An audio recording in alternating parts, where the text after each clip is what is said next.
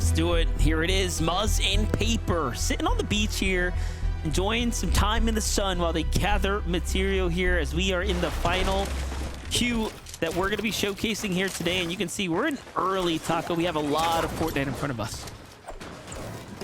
Yeah, and with a duo that we haven't really gotten to see too much from here today, but they are one of our duos kind of in contention for finishing in that top 10 of this week 1 leaderboard, which would just be a nice little, I think, motivation boost, confidence boost, just a good feeling all around when it comes down to top 250 duos and you manage to finish within the top 10 of them. And they have actually found the Victory Royale as well on the day here. So Muzz and Paper, they're definitely just kind of focusing on doing their thing and continuing to just kind of gel as a duo. Yeah, let's not forget, Paper's been around for a long time as well, just putting in the work. So, like you said, it's good to have your moments in your competitive roadmap and you know, as far as your accolades are concerned, performing big, getting top 10s, especially in today's day and age. Take a look here, back in with Bacon and TK. Up inside that top 20, definitely putting up the numbers, definitely going to be earning a fair amount of series points coming out of this week.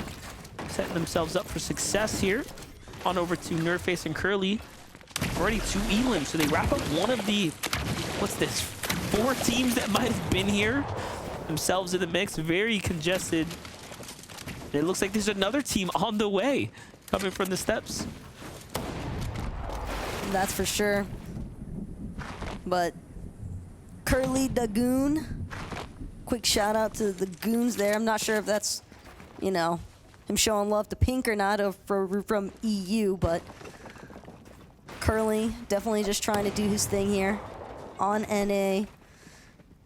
And it's not going to be all that easy there for Onyx and Debo, because they've got to actually work through Nerdface and Curly if they want to find themselves continuing their run. Although there is a decent chance that some of these teams might just flat out not look to fight Monster and just go exclusively for placement. As long as they're able to keep their surge tag, damage threshold, and a decent spot, placement's sometimes all you need. Yeah, placements can definitely earn you a lot, but we all know with how big teams are putting up performances here in the elimination lane, you have to accommodate your placement games with elims. It's just, there's no way for you to make a true dent, especially if I had to assume this late into the last lobbies, folks are probably going to be trying to, you know, pretty much make a hero's effort here, have a really big game. If anything, it can be a big learning point, though, for some of these newer teams, at least, managing to work their way into the top 250 of duos here in week number 1. But DC Awesomer, Vet, not necessarily finding an opportunity just yet onto Vizo and Nine, but at the same time, it's evident that Vizo, Ein, they're probably not going to be able to escape this completely unscathed. I feel like with the amount of time that DC and Vet already invested, they might just be looking for a high ground position and then possibly just looking to turn around and prevent an easy rotate there for Vizo and Ein. Big fan of this setup right here. They caught out Solo. They're just trying to push in its vision. Just trying to move. Desperate to get back to his teammate. Teammate putting down some good fire here, but DC Awesomer is already on the hunt. You barely tag him, but they feel, like I said before, this is where teams are going to get really aggressive. They're going to want to just find as many elims as possible. It's very clear that you have to pop off right now, and likely everyone else is going to be pushing teams as well, so this should be a more or less much lighter lobby for what it's worth. But this attack, though, from Awesomer and Vet, they've done a great job at just forcibly splitting up Vizo and his duo here. Ein looking to put some fight back. Vet nearly finds himself getting knocked in the process, but it will be a clean elimination finish there for DC Awesomer. The ones exchange panning out in this duo's favor. And bet DC Awesome, again, it could just be a team that's looking to not struggle with surge damage later on. Yeah, you know what? And I can respect a duo that can win their ones. Each of them definitely took a one-on-one at some point or another. They isolated the opponent and ended up sealing the deal there, closing out the job. So very well played. Polarized is down, however, here in this fight with Death. Let's take a look at how that all unfolded. Take a look here.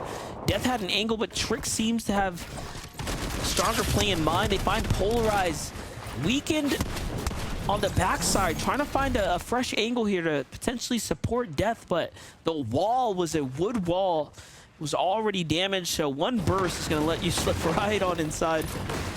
And Trix and Ball are pretty happy right now. Just, you know, situating the material count here, getting comfortable, and having themselves a nice end game. That little beam of light, though, into the darkness that surrounds Trix and Baba. But again, this is a team that's a lot more focused as far as just getting their materials up. And I think they're also kind of just sticking around here because they don't want to let Death collect Polarized reboot card for free. We've been seeing that time and time again throughout these lobbies, MDF, just teams sticking around a little bit extra to try and stop solos from having that reboot card opportunity. Yep, Jagveer putting pressure down on some solos, rotating on the backside here. Just north of Ruined Reels. Let's jump on over, see what's happening over here. Rift Island, possibly taken to formation here. You have Bacon and TK in the mix as well. And there it is, first to the punch here. TK goes right on up, no time to waste. Nobody even nearby to try and prevent them from taking full advantage of looking for the capture point here on Rift Island. So I almost want to say it's safe to say that TK and Bacon got this, given that there is just nobody else close by. And yeah, you can see TK not even bothering with putting up any sort of walls or anything, just knows that they are so uncontested for Rift Island. That capture point is completely free, so they will be able to just essentially collect all the resources available to them from the Rift Island. Definitely a nice little swing for those two to collect. Meanwhile, This is a duo that I like a lot right here. Walkers and Shadow, you know, they've been playing with one another. They played all year long last year. This is a team that has exponential, like incredible potential. Both of them are super mechanically gifted. I think if they just continue to work through their weaknesses, which honestly I think comes in the form of a sense of direction, making the right decisions and committing to it. They've had a tough time, you know, being contested, taking certain battles during the FNCS weeks, and they haven't quite had a good solid drop, I think. But if they can get their loot together, I can see a team like Shadow and Walkers popping off and jumping up into the you know, the elite conversation, if you will. They have enough experience under their belt now, but always still looking to add more. And these are definitely training moments. I understand that, yes, there's series points on the line here, but you talk about, you know, Shadow and Walkers and them struggling a little bit with their mid to end game calls as far as commitment is concerned. And again, I highly doubt they're the only ones, even with the amount of experience that they have, that might be struggling with some of those decisions, because it is an extra layer of difficulty competing in these lobbies, because again, you just don't know who you're up against. You don't know if somebody might actually be looking to intercept you on your traditional loot path. Just a lot of varying factors that could come into play with multiple lobbies running at once. Muslin Paper, the same team we kind of started this journey with. Again, up inside that top 10 right here. It's a weekend of confidence for them. Back on over to Death. No Polarized. Still haven't been able to successfully get the pickup. And if he did, we looked away and he was taken out again. But there, the Volt finally emptied out and not even a med kit left behind for him. So tough spot to be in here, as Death is just really struggling right now to stay in the game here. And being held too. Haji, Hound, Flex, all of these players crazy. in the zone, mind you. It's absurd to think that there would even be 3 other players surrounding Death currently, because I have to imagine as these teams and solos start to rotate out from Snooty Steps, they're likely going to be held on edge of zone because so many other teams have just had better opportunity to already set up inside of the zone. But poor Deathman just can't really seem to catch a break here. Is still going to look for that reboot van opportunity. Death, honestly, I respect the play, I respect the commitment. He's already gone this far, and if you're going to look for that reboot opportunity, now would be better than later on, because he's not going to find one after this.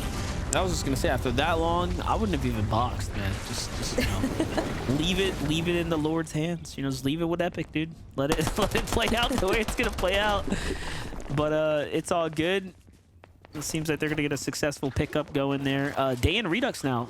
Little elim for each, not bad. 400 damage above the surge threshold. Things have really, you know, taken a slow turn now, as this lobby was. I mean, it was cooking up, and now it turned into one of the more stacked ones. Look, 66 players to the 6 zone, half in, half out. So that's definitely a warning to be given to the lobby. So here we have it. We're going to be geared up for a pretty competitive end game now, as I think all the teams that wanted to push and fight have kind of gotten it out their systems. But with the direction that Day and Redux are headed, could be problematic. We saw Muzz and Paper off in the distance, and, well, Flexi, Haji, they were one of the teams kind of holding Death up over at Snooty Steps, and you could see they managed to find that cleanup elimination onto Hound, who was left to try and preoccupy his time as a solo. Hound maybe recognizing the fact that he wasn't going to be able to utilize that reboot van and Snooty Steps, and you can see those arrows trickling forward now. That's bound to be Death and Polarized trying to make their way into a good position that can hopefully give them a bounce back opportunity, because you have to imagine their loot probably slightly shambles after everything that they seemingly went through in these first 5-6 zones. Well, Bacon still has to play this one out. 37 above here. Just a short way to the new zone, and teams are zipping everywhere. Trying to time his rotate perfectly, but no, a team recognizes he is by himself, and Bacon gets hard push now. And there it is. Has to dip into his heels here. This next zone's gonna start to hit for a lot, so he's got to get out ASAP while everyone else is on the move, and there it is. Yeah, no surprise to see a team trying to keep Bacon, given that he was in that solo position. It's interesting, though, that Bacon actually managed to still find his way to a brief moment of relief here.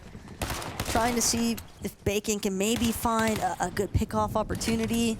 A duo that just happens to split a little bit too far from each other even. Could be all it takes. And Death seemingly having lost Polarized almost as quickly as he was able to get that reboot off. So his efforts, unfortunately, in vain here, as now Death forced to try and make something happen as far as placement points are concerned here. But it's definitely not going to be an easy feat by any means. Well, let's watch it. Feline and Arp jump in. Quick replay here to see how it all plays out. In through the side. Finds the elimination, cleans it up nicely, and all of a sudden they are in the game here. Muzz and Paper are dead center right now. Look at all the bases just starting to get built up, but there's plenty of players also taken to the sky right now. They're way above the surge. For only a single elim is pretty impressive. That's just what I was about to say. It's, you know, we're tracking the same thought process here, and honestly, I'm kind of more surprised at the fact that we're not seeing Muzz and Paper choose to get a little bit more aggressive here, maybe just kind of recognizing the fact that they are in such a good position as far as surge threshold and everything else is concerned. They just want to focus primarily on just maintaining a good positioning in the lobby overall. Just making sure that they don't get caught out or caught in between two teams like we've seen happen so many other times for some of these other players. Still trying to clutch this one up by himself here. As mayhem unfolds all around. Making in this super odd terrain. This is how you know he's trying to keep a mega low profile. He's playing the super low ground. Crouched up, huddled up. Not making a sound there. Just waiting this one out. Meanwhile, Death in the same situation here. Pretty much in shambles. Just inside old builds. Trying to stay out of harm's way right now. Again, he was in the zone for who knows how long. Just to save Polarized, and now Polarized taken out there, so probably didn't even get the touchdown, to be fair. I think it's the 6 bandages that really makes me just like feel bad for Death. It's like he doesn't even Ro doesn't even have a med kit, you know? He doesn't have any shield, like nothing. It's just 6 bandies that he can't even take advantage of. I like this rotate though. Super dead side rotate goes all the way around here. Look at this, avoids a lot of traffic here. Yep, nicely done. Look, Lacey's in this game as well, alongside Jibby there.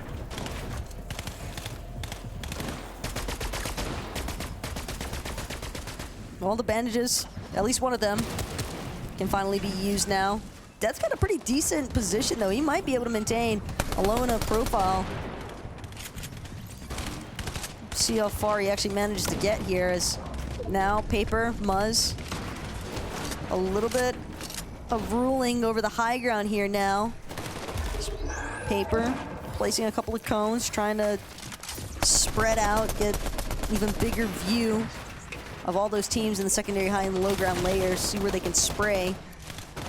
And it's Lacey and Jivvy on that ultimate low ground for the time being.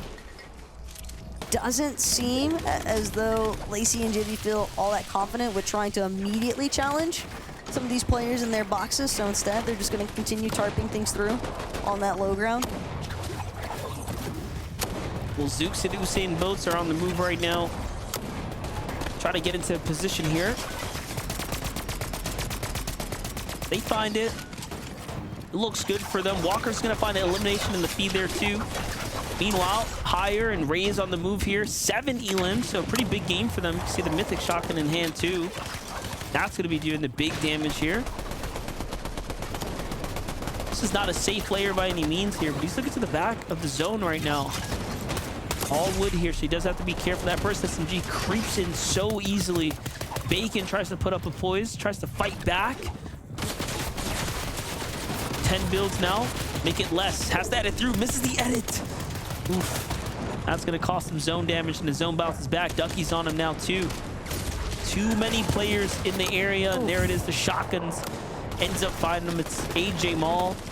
Meanwhile, Death's still alive here. Those bandages that we talked in, the bandages that we focused in on, keeping him alive right now. But for how much longer? That damage threshold just bouncing back and forth between 4 above and, you know, just a little bit below. Ooh, little elimination there. Onto Higher there. Nicely done for Death. Okay, so he finds his first elim there. Big point. The grapple starts to recharge. To the front side he goes. A little bit of a refresh on Mats. Burns through most of them. But it is what it is. At least he's in the game. It's so unfortunate he didn't get a chance to actually pick up those small shield potions, though. Could have definitely benefited from having a little bit of extra shield there. Instead, just 1 bandage remains now for Death, but doing a great job of rotating through all these pre-existing layers. Grapple blade forward, trying to get up into that secondary high mid-ground layer position, but just keeps getting forcibly blocked off. Now forced to try and pickaxe through some of these pre-existing builds. And again, with only 1 bandage remaining, Death, he's got to come up with another elimination somewhere. But it just doesn't seem like he's able to find anyone. Yeah, and it's not just the elim. He has to pick up the heals. He has to find a chance to actually utilize them. Players there, though. That's not safe. No. Knocked on the wrong door finally, and someone answered. Wasn't the response he was looking for Day, though. Also just ratting his way through the build, though, but he does have some material. Starts to break out into a mad dash, into a sprint, tries to change some layers. Has to be careful though, he's got the attention of the players right above him. Yeah, he is just in that mid-ground layer heavily right now. Muzz and Paper starting to look down. Edgy jumps into a box with Tavern, but gets taken out. Tavern now by himself. Dash is above him. Jivvy and Lacey right in front here versus Tavern. Will they make the edit on him? Little do they know, he's definitely damaged. You can see some of the pickaxes of regret, though.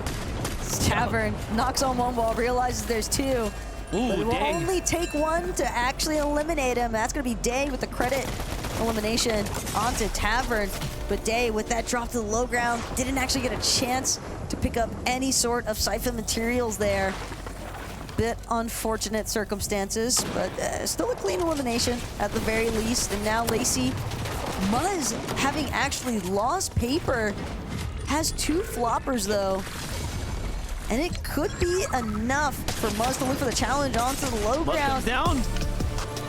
And it's Not encrypted. Not enough. Muzz jumps down, tries to hit the shot, and uncharacteristically, by the way, missed the big hit. He did find a little bit there, but not exactly what he was looking for. But well done to Encrypted, man. Finds himself a little clutch elimination. You talked about closing out the day strong there, Taco. I mean, he did just that. That was everything that Muzz could have possibly wanted, but the fact that he just didn't manage to get that last second connection and 28 damage, it's definitely not what you're looking for. Yeah. But it's brutal sometimes. That's just also huge credit to Encrypted for keeping his cool in that situation. And you could see the benefits of just being able to turn things right around. Didn't let himself panic in that instance. Yeah, Ducky slamming Encrypted. Congratulations on taking a win there to close out their FNCS Qualifier Weekend 1 because they really needed it. You have to get as many points as possible here. Yeah, and when everything comes down to series points for these first couple of weeks, finishing in even the top 10, top 20 can make a really big difference overall. But I think especially for our top 10 teams, I'm really interested to see what that leaderboard looks like. Well, definitely. We'll have to see that from us here, Monster and Taco. We'll see you guys next time. But first, let's send on over to Zeke.